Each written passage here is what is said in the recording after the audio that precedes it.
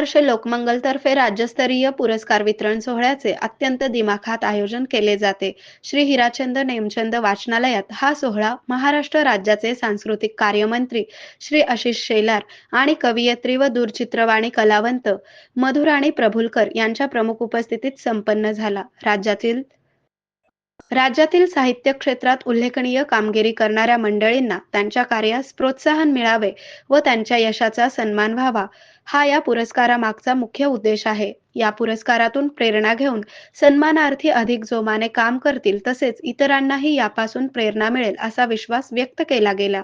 या सोहळ्यात श्री ज्ञानेश्वर जाधववर, श्री जितेंद्र सोनगिरे, श्री मयुरेश कुलकर्णी, श्री चित्रा पालेकर, श्री प्रेषित सिद्धभट्टी, श्री प्रसाद कुमठेकर यांना पुरस्कार प्रदान करून शुभेच्छा दिल्या. यावेळी उपमहापौर श्रीमती ज्ञानेश्वरी देवकर, अभिनेत्री मधुराणी घोकले आणि इतर मान्यवर उपस्थित होते. आरोग्य म्हणजे केवळ औषध नाही, तर निसर्गाच्या योग्य उपचारांनी मिळणारी खरी आरामदायक अनुभूती. सोलापूरमध्ये निसर्गोपचाराचं विश्वासाचं नाव लिमये निसर्गोपचार केंद्र.